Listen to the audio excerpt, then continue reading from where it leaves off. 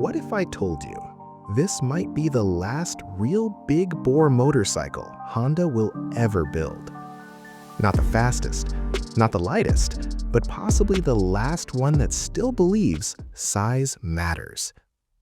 In 2026, while most motorcycle brands are shrinking engines, cutting cylinders, and hiding behind electronics, Honda is doing something unexpected.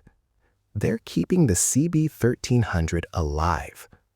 A motorcycle that doesn't chase lap times, doesn't pretend to be aggressive, and doesn't apologize for its weight, its size, or its displacement.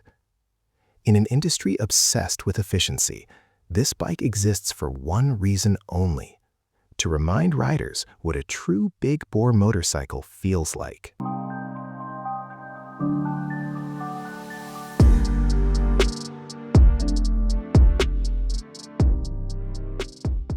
The CB1300 is powered by a 1,284cc inline-four engine, and that number alone already explains everything. This is not an engine designed to impress spec sheets. It doesn't scream for redline glory. It doesn't need launch control or race modes to prove a point. Instead, it delivers smooth, endless torque right from the bottom. You don't ride this bike aggressively, you command it. Every throttle input feels deliberate. Every acceleration feels heavy, stable, and confident. And that's exactly why it still exists.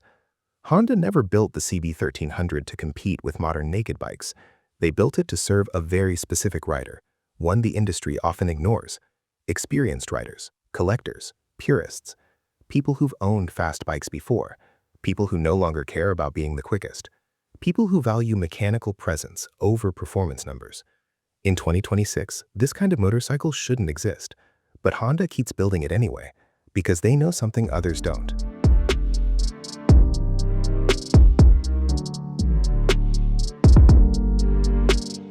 The CB1300 isn't about nostalgia, it's about identity.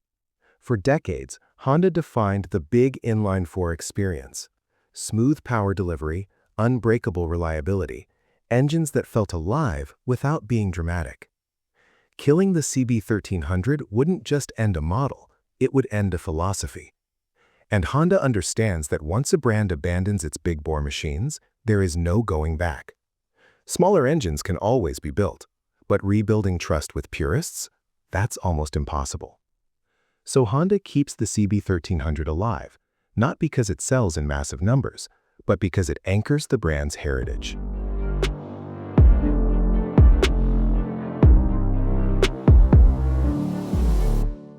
But make no mistake, the CB1300 is under pressure. Emission regulations are getting tighter every year.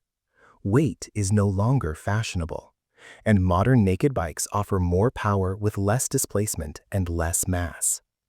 On paper, the CB1300 makes no sense. It's heavy, it's large, and it doesn't fit the current performance narrative. This is exactly why Honda could kill it at any moment. And yet, they don't. Because Honda understands that motorcycles aren't built only for markets. They're built for riders. And some riders still want a machine that feels substantial, a motorcycle that doesn't try to be clever, a bike that feels honest. The CB1300 survives because it represents resistance.